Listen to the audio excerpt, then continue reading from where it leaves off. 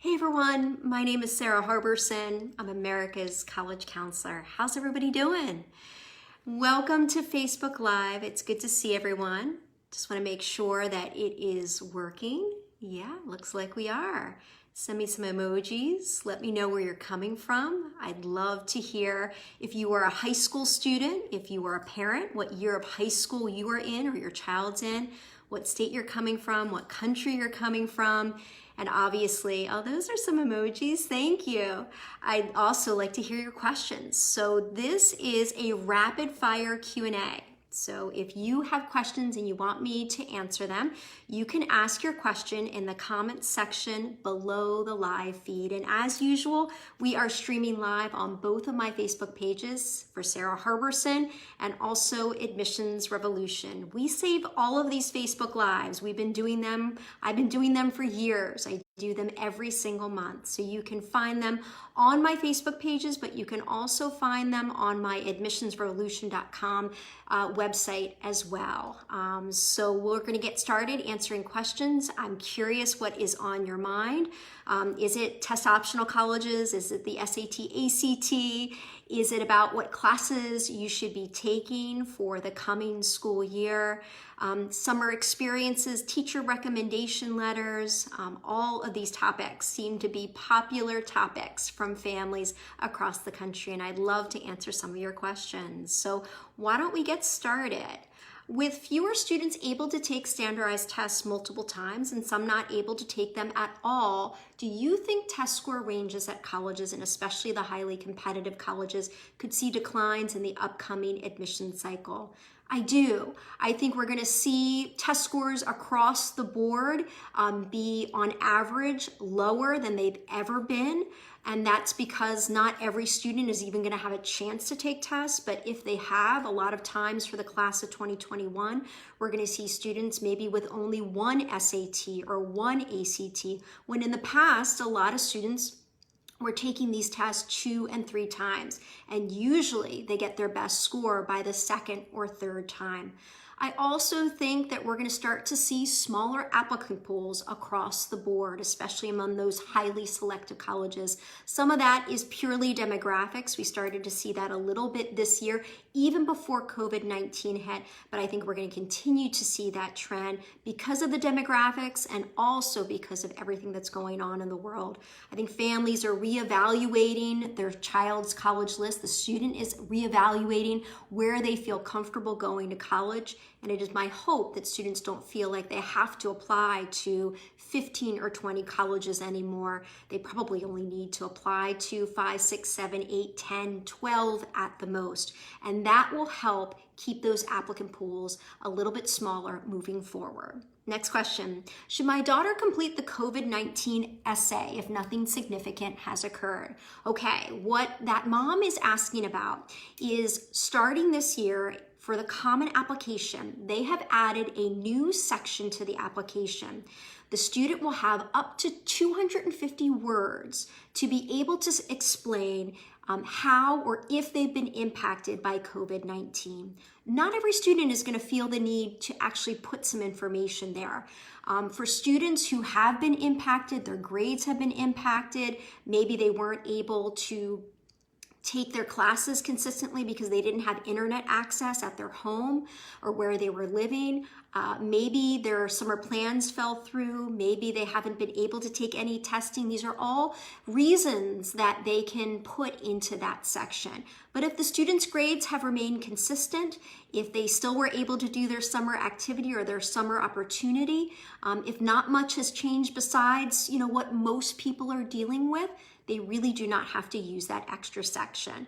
I should also mention that the college counselors filling out their forms, the school report form, they will also have a section where they can provide additional information about how the high school has handled the school closures, the curriculum if it's been impacted, and also if the grading policy is different.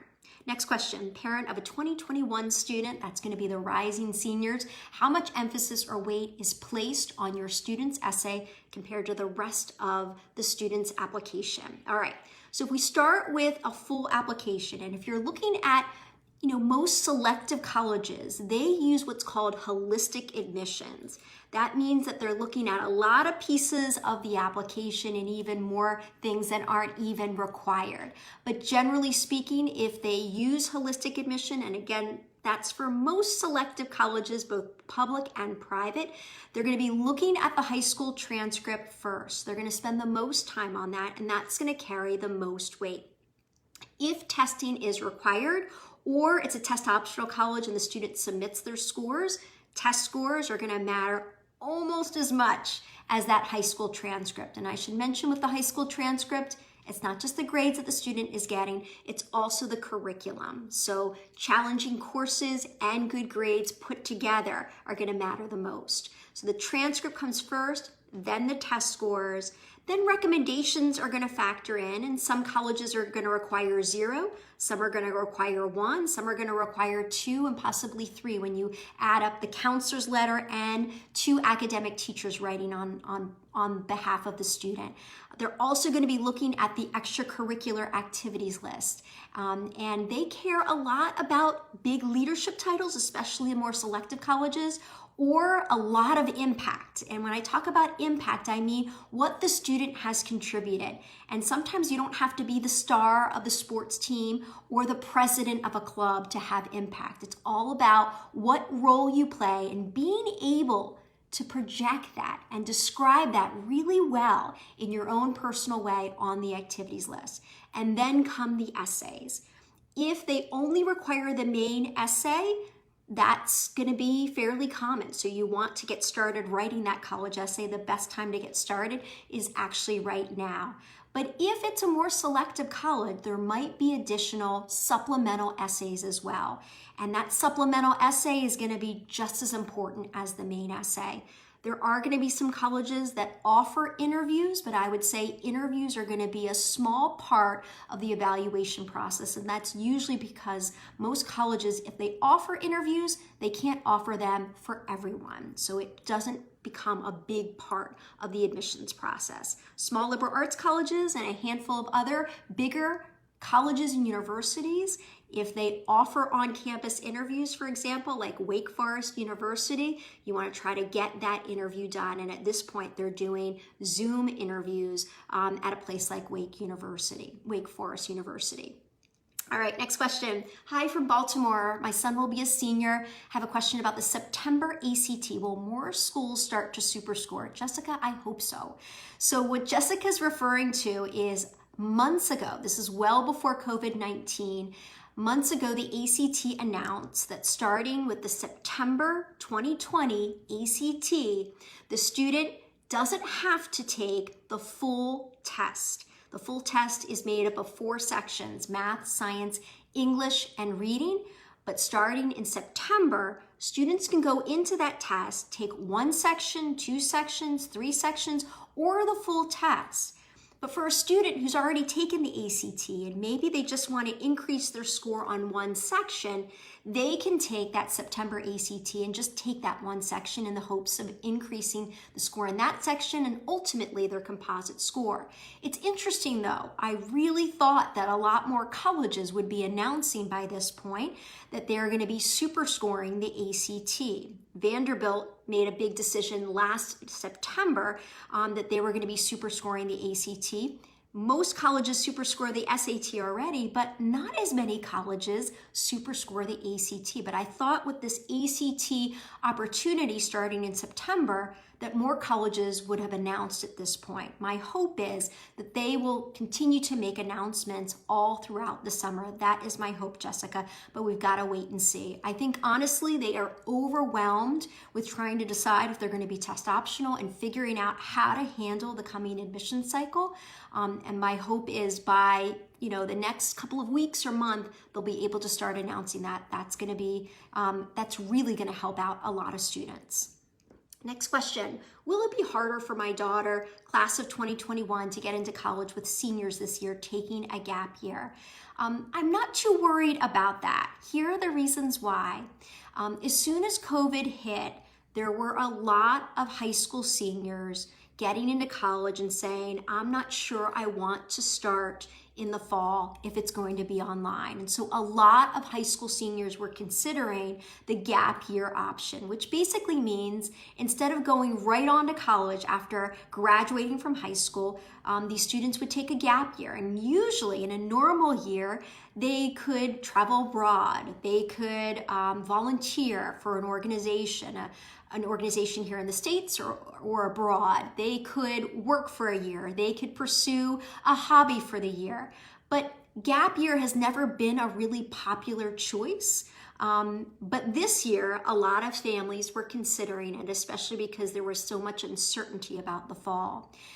Even if a college is getting a ton of requests to take a gap year for the class of 2020, they probably are not going to be able to approve all of those. And that's because if they approve a bunch of gap year requests for incoming freshmen, that means all of a sudden they've got to look for students to fill those slots. And a lot of them are trying to wrap up the class rather than trying to admit a lot of students off the wait list at this point. So I don't think it's all going to be a lot of requests, number one. And even if there are, I don't think colleges are going to be in a position to approve all of them. So I don't see the class of 2021 being negatively impacted because of that. Next question, do you believe the Ivy League colleges will truly be test optional? Good question. You know, I worked at an Ivy League university for a long time. I worked in the admissions office at the University of Pennsylvania, and testing was always required. This year, they are going to be test optional for the class of 2021. I spent time working at a test optional college as well, at Franklin and Marshall College.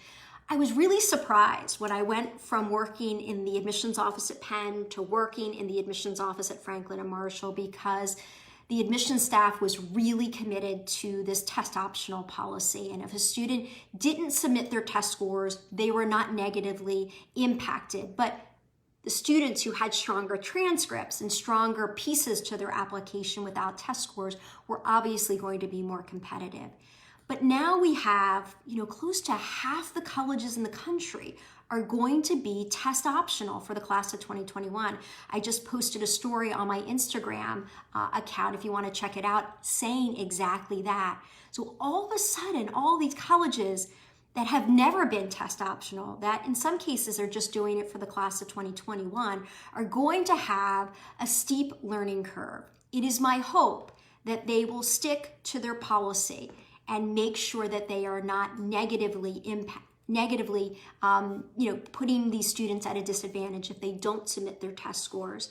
I think they are under a microscope, so my hope is that they will be fair with all of those students. If a student submits the test scores, they will be evaluated, and I would say make sure your test scores at least meet the middle 50% range of admitted students from the most recent class year at that college, or higher than the middle 50% range. If your scores are below that middle 50% range and you're coming from an overrepresented part of the country or an overrepresented background in an applicant pool, be very cautious about submitting your test scores, especially if they go test optional and everything else in your application is strong. I don't believe you're going to be negatively impacted by not submitting your scores.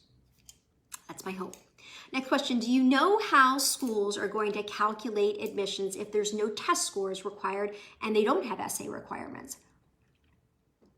So there are going to be some large public or state universities that don't have all of the required pieces that an Ivy League institution might require. So if they are test optional, let's say it's the University of Oregon or Oregon State, they're test optional. They might not even require recommendation letters. They might not require an essay, but we'll have to wait and see.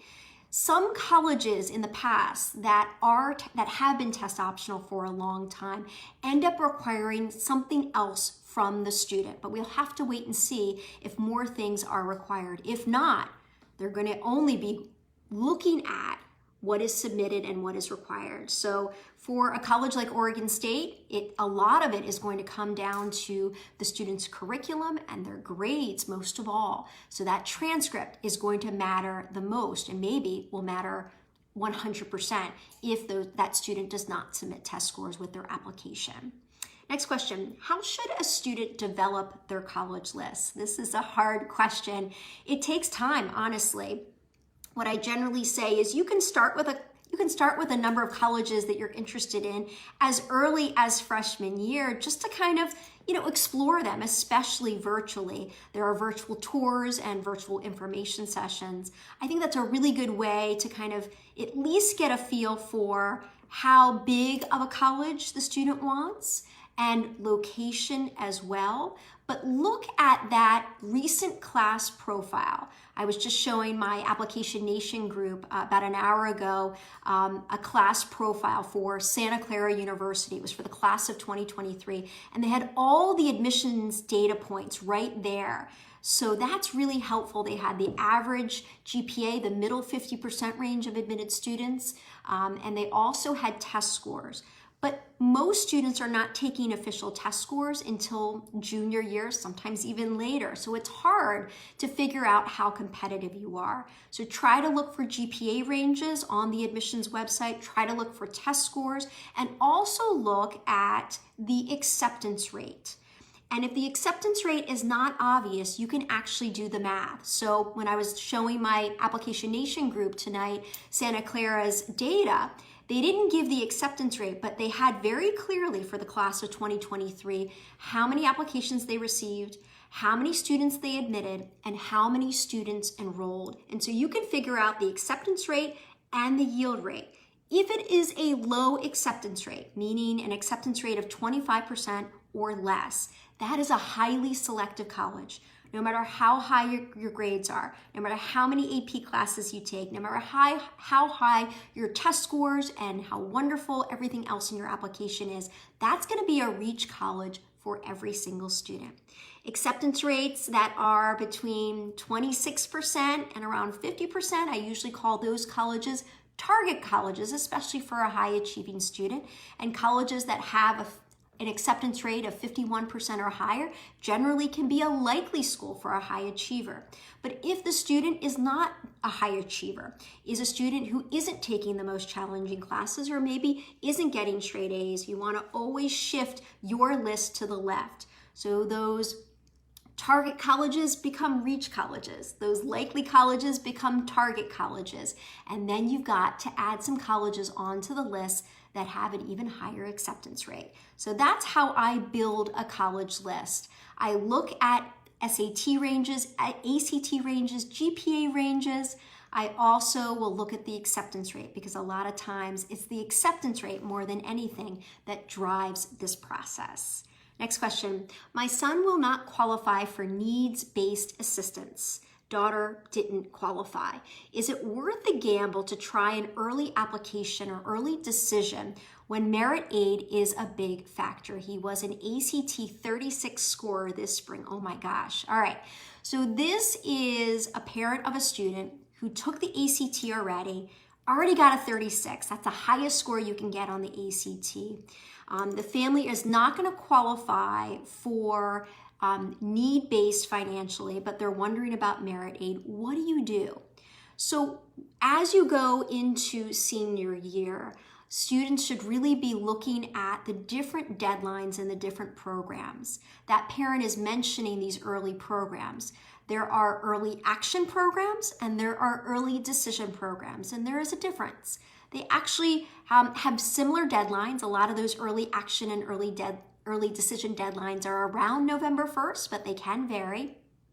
The difference though is if you get admitted to an early decision program, and there are a lot of private colleges especially that have early decision, if you get admitted under the early decision plan, you are bound to enroll. Even if you get better offers from your state institution, even if you apply to early action schools and get accepted in maybe a merit scholarship, you have signed a binding agreement. And no matter what, if you get admitted, you're supposed to enroll. And so it really does limit the student. And so you have to be absolutely sure that that's your number one choice, number one. And number two, you have to be willing to say goodbye to all those other offers. But for families who are shopping around, who want to see, what acceptances they get and what merit scholarships they get, early action can be a better way to go. However, you're going to always get more of an advantage in the early decision round than you are in an early action program. Early decision has clear advantages for the college because they know if they admit the student, that student is going to enroll, and it takes a lot of pressure off of them. They don't have to admit 2, 3, 4, 5, 6 times as many students in regular decision to get that one student to enroll. But it's also very beneficial for the student because you will usually see a higher acceptance rate in the early decision round. Early action, you're not going to see a huge difference in acceptance rates, but you could find out as early as mid-December whether or not you got admitted, and possibly if you've gotten a merit scholarship. So do you roll the dice and see what you get, or do you commit to an early decision school? It's really going to depend on the student and if they've had an opportunity to visit all the colleges that they're considering. It's really hard to commit to an early decision school if you haven't done a real campus tour in person, not virtually, and done an information session and spent time on campus. And not only do you have to spend time on campus at that early decision school, you need to be able to compare it to other schools on your list to make sure that it is truly your number one. All right, next question. If you're already signed up for the July ACT with writing, I know this question. We got asked about it on Application Nation today, the discussion board. Now the UC system does not require the writing piece. Can you opt out of the writing piece day of the test? We tried to switch online, but the site said unable to fulfill request. This is a tough one, Melissa. We are actually looking into it as well because we have a lot of Application Nation families who are asking the same question. You're right. Now that the UCs don't require the SAT with essay or the ACT with writing, why do you need to take a longer test that costs more money?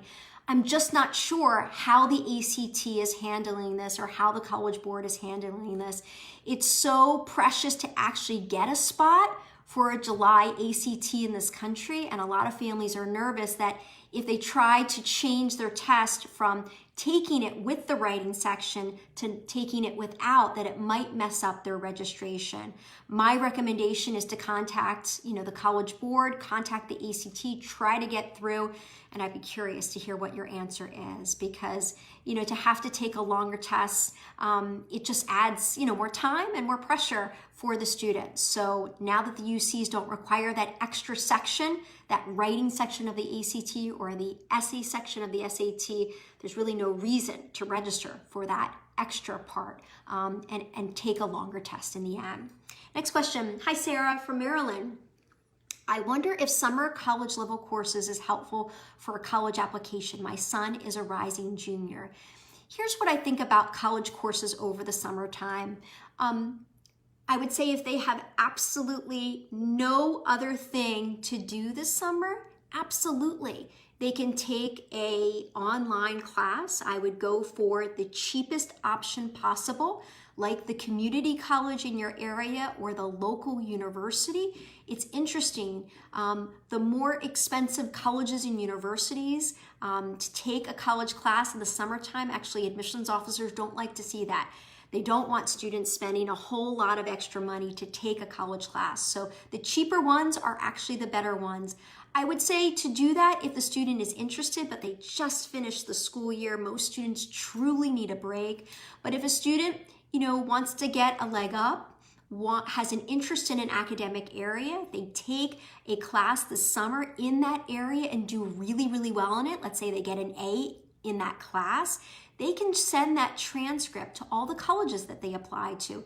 And if it backs up their major that they're listing on their application, that can be a really good thing. So this year, I think it's an option. I wouldn't say it's my first option. I think ultimately I want students to step away from doing academic and schoolwork, and a lot of admissions officers feel the same way. They want students working, volunteering, or helping out their family right now. That's probably the best thing that they can do this summer.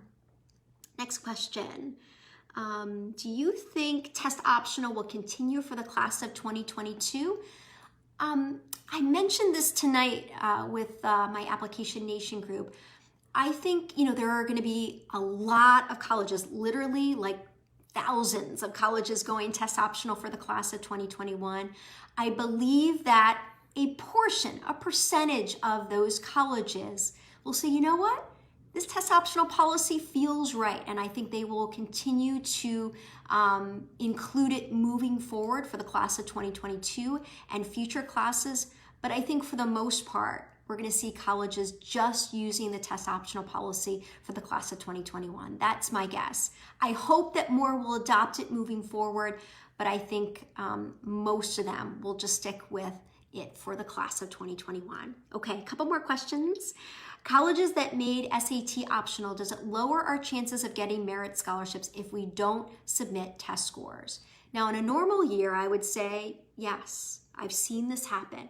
Test optional colleges, if they offer merit scholarships, a lot of times they're going to be giving a student a merit scholarship because of their high test scores. They want the highest test scores to come in. They want to be able to report high SAT averages and ACT averages. So in the past, I've seen colleges that are test optional that also give merit scholarships. A lot of times they really give advantages to those students who are not only sending in their scores, but obviously sending in very high scores. However, they're really not supposed to do that. And so we shall see. Again, I think they're going to be under a microscope, and I think they have to be very, very careful that if they're adopting this test optional policy and they offer merit scholarships, they need to be giving those merit scholarships to the students who submit test scores and those who do not. That's my opinion, and I hope they will follow suit. Next question, are recruited athletes still required to take the SAT or ACT if the college is not required, if it is not requiring those tests? Very good question. So the NCAA announced a couple of months ago, actually, right when we began, everything began to shut down, they announced pretty quickly that for at least the class of 2020, that recruited athletes would not be required to submit SAT or ACT scores. That was kind of a non-announcement in the end because those students have pretty much already been admitted and have decided to enroll at their particular college or university. I think we're all waiting for the other shoe to drop. It is my hope, and I believe that the NCAA will extend that test optional policy for the class of 2021, but I don't believe they've made that official announcement just yet. Next question, parent of a rising senior with a 4.0 GPA, 12 AP classes including senior year, and an SAT of a 1420, planning to give the September SAT a try to improve the scores, interested in BS MD program. She wants to apply for early decision. Is the early decision binding? Can we back out? Let me just hold on to this question because there's a lot here. So what are BS MD programs? They are a combined program where the student does their undergraduate work and their medical degree in an 8-year period, sometimes in a 7-year period. It really depends on the college or university. These are incredibly selective programs. If that college or university has an early decision program, usually it doesn't bind the BSMD students because a lot of times their selection process is actually going to be happening after early decision. So you'd have to check the fine print, make sure you check the website for the admissions program and check all of the information for the BSMD program.